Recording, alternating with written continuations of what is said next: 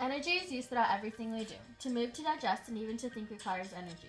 Humans and other many living things break down energy in food and release adenosine triphosphate, also known as ATP, which is the main energy source in the body.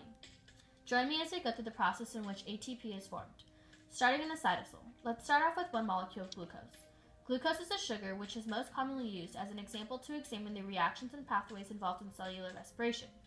Glucose provides the body with its primary source of energy. When sugar, starch, and carbohydrates are digested, they are broken down into glucose. Glucose is a 6-carbon sugar in a process called glycolysis, which occurs outside of the mitochondria in the cytosol. Phosphoryl pyruvates being the highest energy phosphate bond found in living organisms and is involved in glycolysis and gluconeogenesis. Glucose is broken down into 2 molecules of a 3-carbon molecule called pyruvates. In order for this to occur, some energy needs to be invested. 2 ATPs are invested, and then 4 are released. This change from glucose to pyruvate is accompanied by a net gain of 2 ATP molecules and 2 NADH molecules.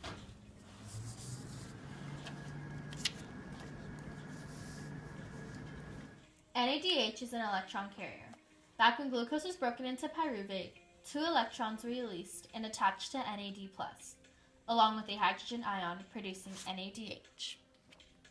The citric acid cycle. 2 product pyruvate molecules are transferred to the inside of the inner mitochondrial membrane. In the mitochondria, the pyruvate molecules are oxidized. One of the carbons of each of the 3 carbon chain bonds with the oxygen gas molecule, which leaves the cell in the form of carbon dioxide. The remaining 2 carbon molecules are called acetyl-CoA. This process results in the formation of 2 NADH molecules, 2 FADH2 molecules, and 2 ATP molecules. When FAD is bonded with 2 hydrogen ions and 2 electrons, it becomes FADH2. FADH2 is an electron carrier just like NADH. The electron transport chain is where the NADH and FADH2 molecules end up.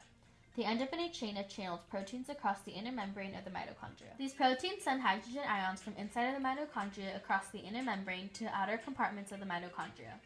This creates a proton motive course. Once the protons are out, they want to get back into the inner side of the membrane. These protons are allowed back in through a spinning protein called ATP synthase, which is found in the cristae. These proteins squeezed ADP molecules together with phosphorus ions, making somewhere around 34 to 36 ATP molecules.